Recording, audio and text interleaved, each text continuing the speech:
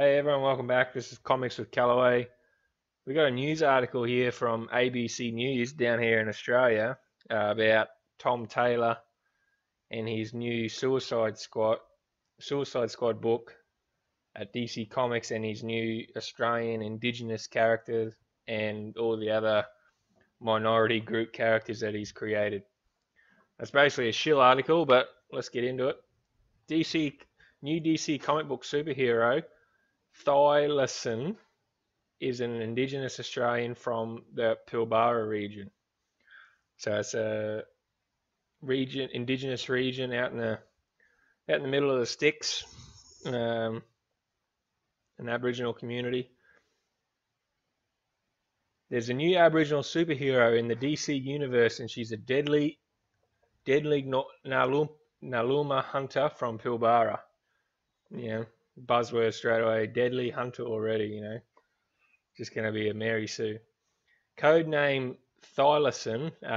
Thylacines are see if we can, they're kind of like an Australian dingo, a wild dog, but they're a little bit different. They got stripes, and they're a bit like a Tasmanian tiger or a Tasmanian wolf.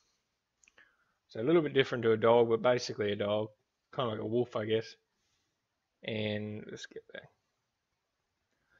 She boasts night vision, heightened senses, lethal combat skills, Batman-like stealth, and steely suffer no fool's gaze. Straight away, she's going to be a Mary Sue. She can do everything. There's nothing she can't do.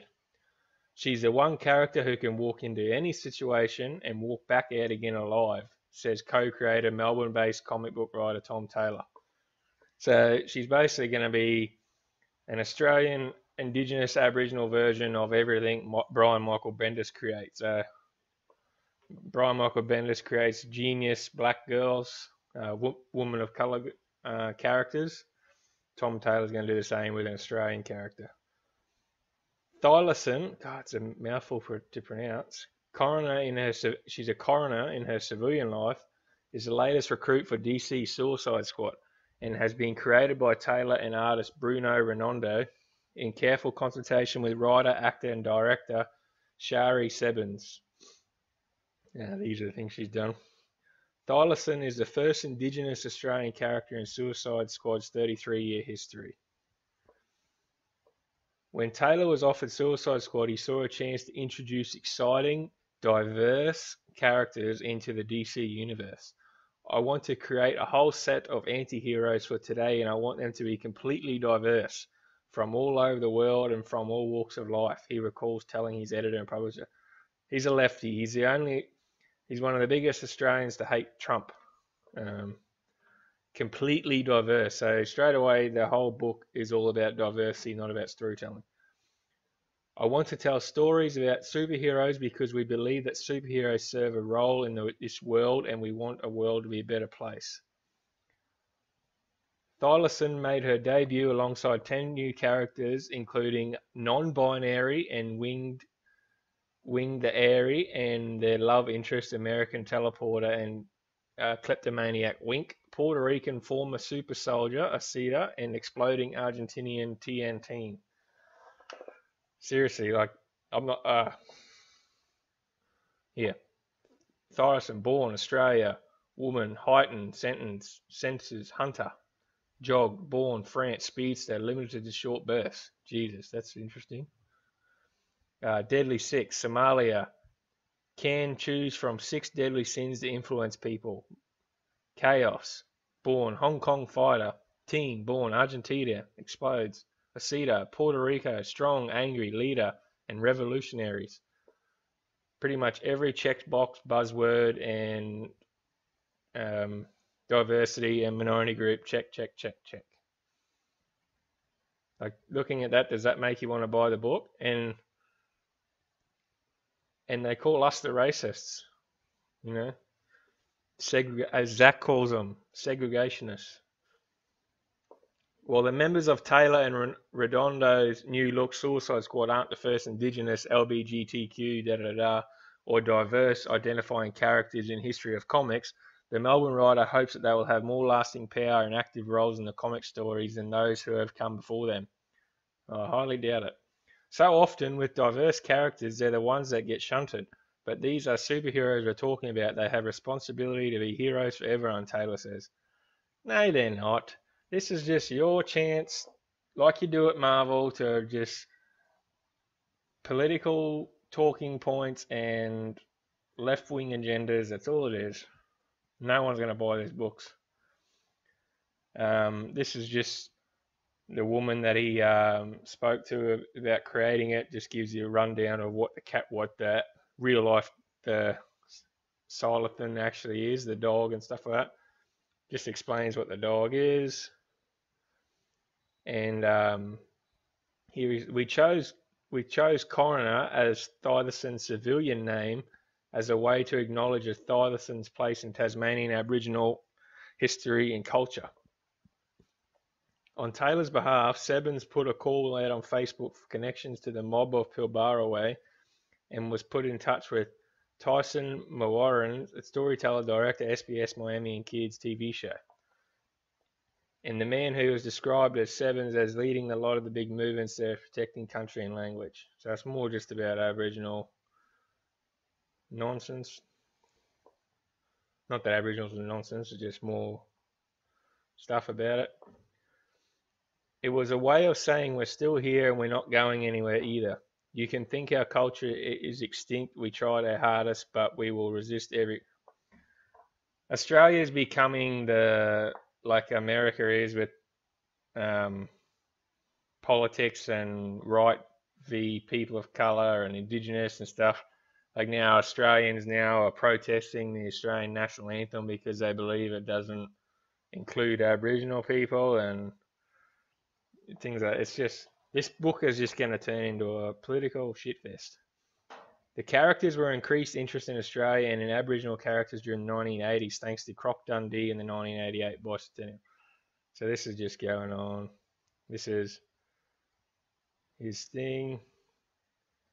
And then in this month's issue 5, Australia's past and present collide as Thylacyn and Suicide Squad face off with one of their own, Captain Boomerang, a hard-drinking, racist, sexist, sociopathic, rural white Australia stereotype who appeared in the Nemesis Flash issue 117. White people are racist, are they? Jesus, we haven't heard that before. Every white man is racist.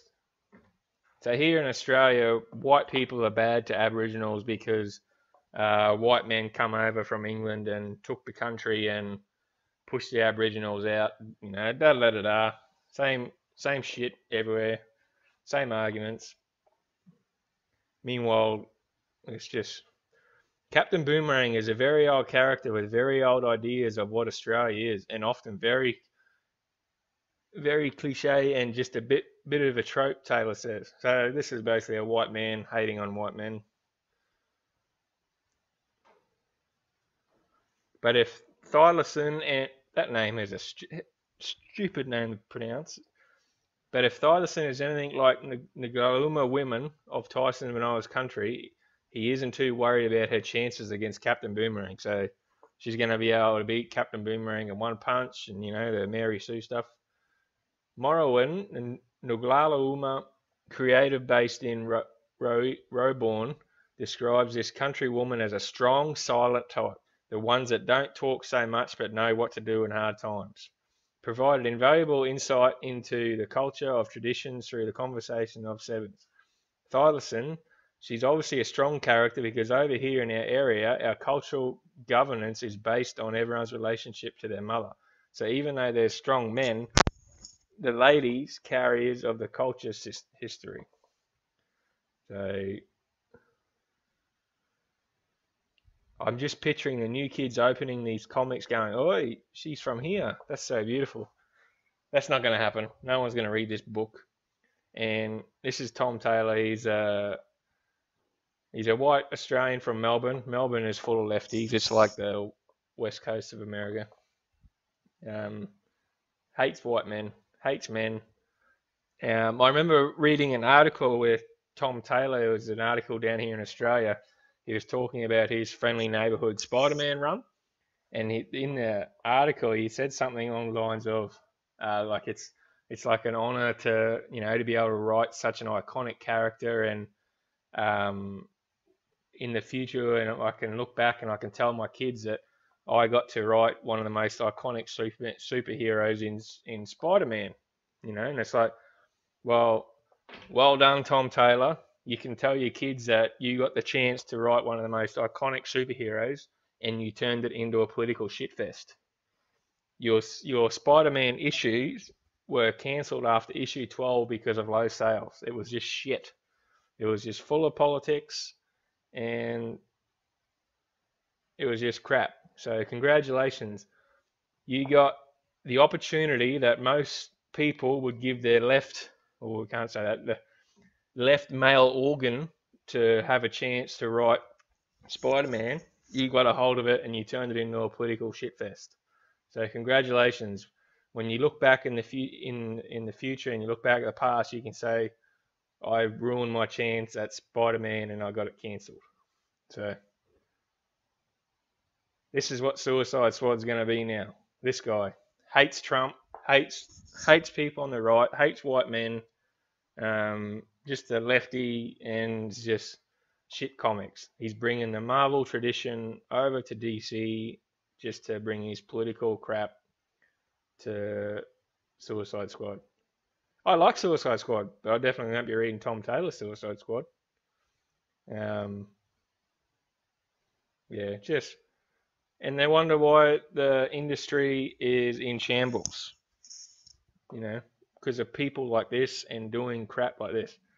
Every buzzword, every checkbox, everything was ticked in this article.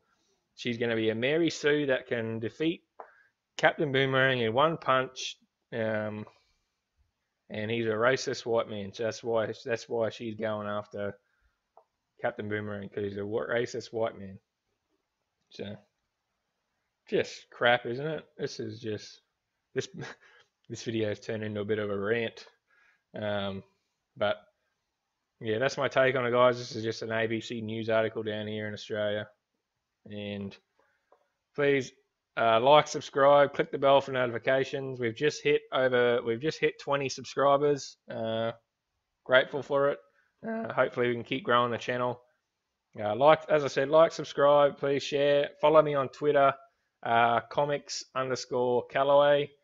I'm not going to be able to put my little intro in this with the flames and the Comics with Callaway, because last time I've put it in there, I must have got a few videos, and YouTube now have copyrighted my videos with all that intro, even though I paid for the intro and all that sort of stuff. It's copyright. So yeah, like, subscribe. Thanks for the support. That's my video, guys. See you next time. See you in the next video.